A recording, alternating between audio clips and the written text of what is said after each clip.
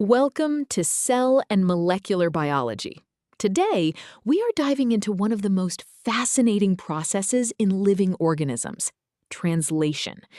This is the mechanism by which cells build proteins, the fundamental machines of life. We will explore how this process differs between simple prokaryotic cells, like bacteria, and complex eukaryotic cells, like our own. Understanding this distinction is not just an academic exercise. It is the very foundation of modern medicine and pharmacology. Let us begin our journey into the cellular factory. To start, let us build some intuition by imagining we are constructing a complex sports car from an instruction manual. Think of a prokaryotic cell as a small, open-plan garage. The moment the manual is printed, a worker is already reading it and assembling parts in the exact same room, prioritizing incredible speed. Now, imagine a eukaryotic cell as a massive, highly secure corporate factory. Here, the manual is carefully drafted and edited in a secure vault called the nucleus. Only the finalized, polished copy is sent out to the main factory floor, where workers finally build the car. This fundamental difference in organization dictates how these cells operate. Now that we have our factory analogy, let us look at the formal biological mechanics, starting with prokaryotes. Translation is the process where cellular machines called ribosomes read messenger RNA to synthesize a specific protein. Because prokaryotic cells lack a membrane-bound nucleus, there is no physical barrier separating the DNA from the rest of the cell. As a result, translation is physically coupled with transcription. Ribosomes attach to the messenger RNA and begin protein synthesis while the RNA is still being actively transcribed from the DNA template. To do this, bacteria utilize a 70S ribosome, which is slightly smaller and structurally simpler than its eukaryotic counterpart, allowing for rapid, simultaneous processing. Building on that understanding of simple bacteria, let us examine the more complex eukaryotic cells. In eukaryotes, translation is strictly separated from transcription by the nuclear envelope. The raw messenger RNA cannot be used immediately. It must first be heavily processed inside the nucleus. This involves adding a protective cap, attaching a tail, and splicing out non-coding regions. Only after this rigorous quality control is the mature messenger RNA exported to the cytoplasm. Once it arrives on the factory floor, larger and more complex 80S ribosomes bind to the mature messenger RNA to finally begin synthesizing the protein. This separation allows for highly complex regulation. Having discussed the mechanics, let us visualize these two distinct systems side by side. On the left, you see the prokaryotic cell. Notice how the DNA, the RNA polymerase, and the 70S ribosomes are all operating together in the same space. The ribosome is translating the messenger RNA while it is still being created. On the right, observe the eukaryotic cell. The nuclear envelope creates a strict physical barrier. Inside the nucleus, the DNA is transcribed into pre-mRNA, which is then processed with a cap and tail. You can clearly see the mature messenger RNA exiting through a nuclear pore into the cytoplasm, where the larger 80S ribosome finally takes over to build the protein. Seeing these structural differences visually brings us to a critical real-world application: modern medicine. Understanding the distinction between prokaryotic and eukaryotic translation is the secret behind how antibiotics work. Because bacterial 70S ribosomes are structurally different from human 80S ribosomes, scientists have developed life-saving drugs that specifically target and jam the bacterial machinery. Common antibiotics like tetracycline and erythromycin bind exclusively to the 70S ribosomes. This stops the bacteria from making essential proteins, causing them to die rapidly. Meanwhile, your own cells continue to function perfectly because the drugs cannot bind to your 80S ribosomes. If our translation systems were identical, these drugs would be highly toxic to humans. Now that we understand the biological and medical significance, let us look at the mathematics of cellular efficiency.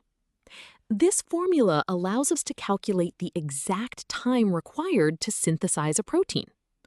Conceptually, the time it takes to build a protein is simply the total number of building blocks divided by how fast the cellular machinery can add each block.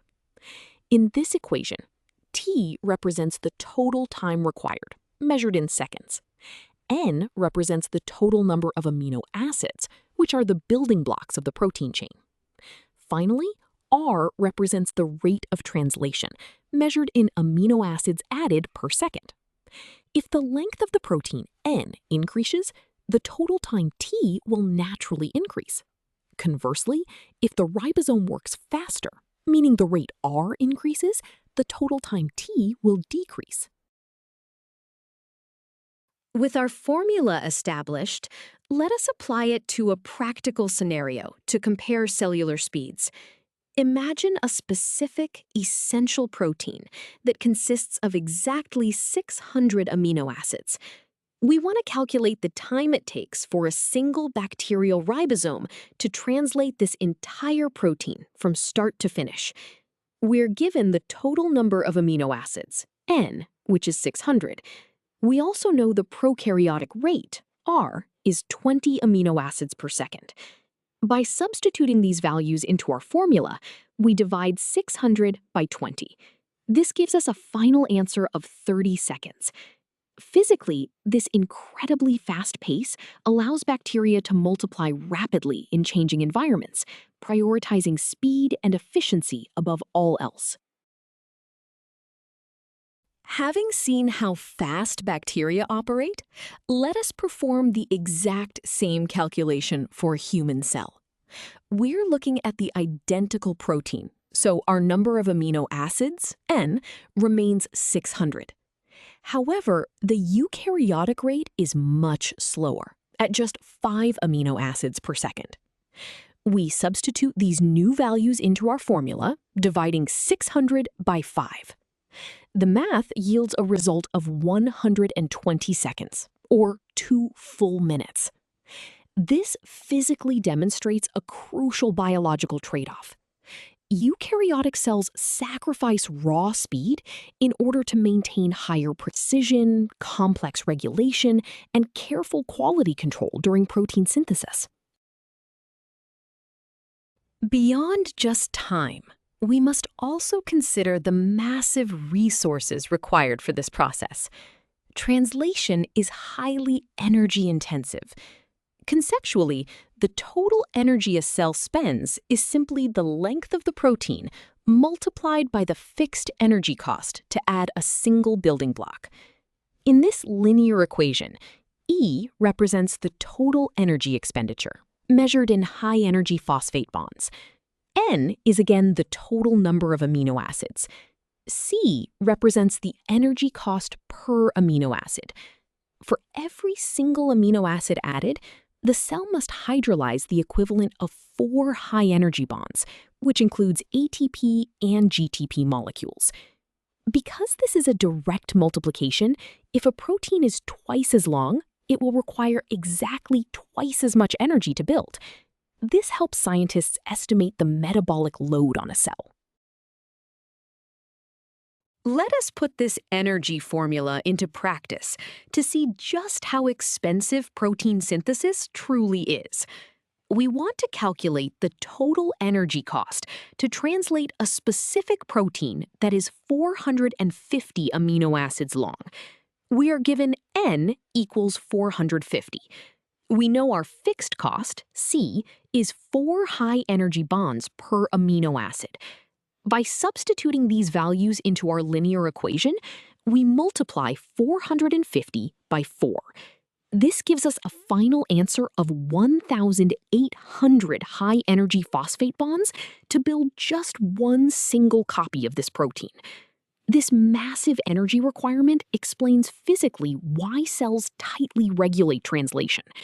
Making proteins unnecessarily would quickly drain the cell's precious energy reserves and lead to cell death. We have covered a lot of ground today, so let us reinforce the most important ideas. First, remember that prokaryotes prioritize speed, using smaller 70S ribosomes to perform translation simultaneously with transcription. Second, eukaryotes prioritize precision, using larger 80S ribosomes and strictly separating transcription in the nucleus from translation in the cytoplasm. Third, these structural differences are not just trivia. They are the fundamental basis for life-saving antibiotic treatments that target bacteria without harming us. Finally, we saw how the time and massive energy costs of translation can be calculated mathematically. You now have a comprehensive understanding of how different cells manufacture the building blocks of life.